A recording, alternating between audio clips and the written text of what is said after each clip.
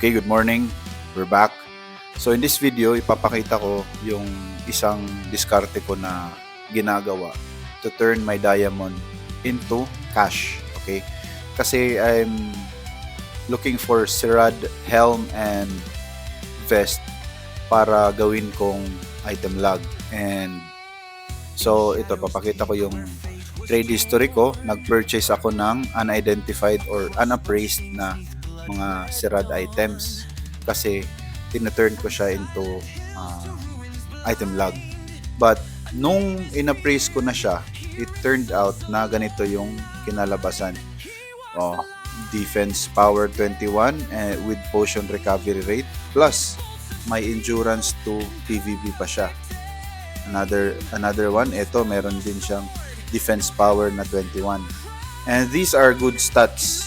So instead of putting it into item log, why not turn it into real money? Okay, so yung style ko is search ko muna yung Sirad hood before ko siya i-benta sa market. So leather, helm, and then type ko lang yan Sirad. Lahat ng mag-a-appear dyan is Sirad hood. And then so sa lowest price na merong similar na specs. Okay, so papakita ko muna yung specs na meron ako dito is defense with potion recovery rate. Okay, let's just disregard the PvP kasi hindi naman lahat nakaka-appreciate ng PvP eh. So far nasa 70s na ako, wala pa akong nakikitang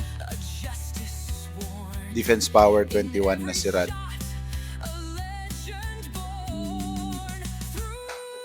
Ito.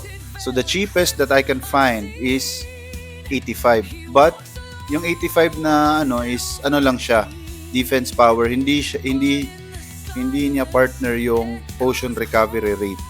Okay? So hanap pa tayo ng konti. And then let's just say na ibenta natin siya ng 100 muna, or kahit ibenta natin siya ng 85, hindi pa rin tayo doon. Okay.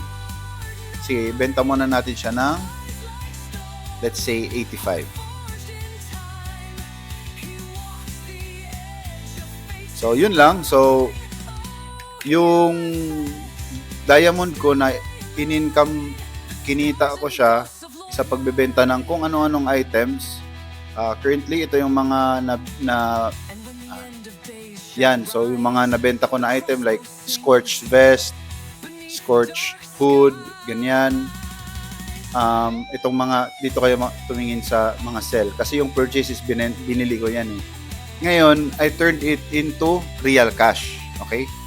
So, yun lang. And sana may natutunan kayo and appreciate nyo yung video.